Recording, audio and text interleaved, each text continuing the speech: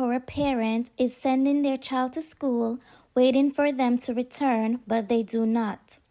This is the unsolved case of a 14-year-old third former of Immaculate High School, Dianne Smith, who was just a week away from her 15th birthday when she was brutally murdered. On that dark, cold, and chilly morning, as Dianne walked along Old Stony Hill Road on May 4, 1983, the senseless crime occurred.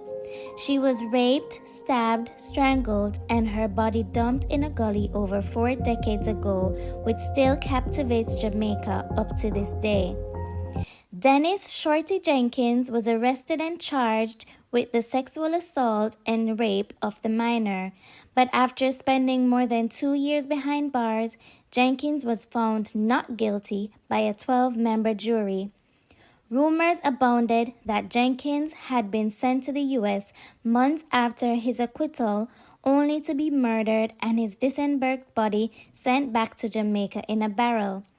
That, for many Jamaicans, was the closing chapter of one of the most sensational and widely publicized murder mysteries, as a dead Shorty could tell no tales about who really raped, stabbed, and strangled Dianne Smith.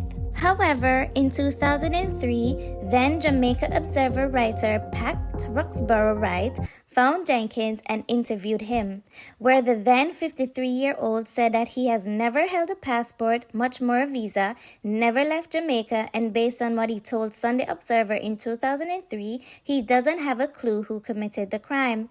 Who even started that rumor? 3 years after the murder in 1986, Jamaica's prominent politician Darrell Vaz was accused of the crime. Retired Assistant Commissioner of Police Isidore Dick Hibbert stated his name never came up during the intense police investigations that followed. Neither was it mentioned even once in the 1984 court trial of the 2 men accused of the murder. There is absolutely no evidence to connect him to the case, said the commissioner.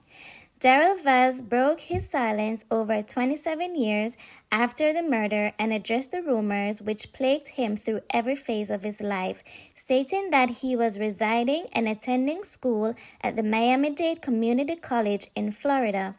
He returned to Jamaica after the incident with his now ex-wife to live in Jamaica. He even addressed it after almost 40 years. The area that it started in terms of the graffiti was a very strong PNP area at the time. Birdsucker Lane. Birdsucker Lane, which was a real strong. And we woke up one morning and the graffiti was there. Darrell Vaz killed and murdered Dianne Smith. And that's where it all took off. So I have no doubt that it was politically orchestrated. The question that everyone wants to be answered is, why was he even targeted in the first place, which might never be answered. Is Dianne Smith's misery over? Will her family ever get answers surrounding her death? Will this case ever be solved? Comment down below and share your thoughts. The Dianne Smith murder remains unsolved, and question remains as to who is really responsible for this gruesome crime.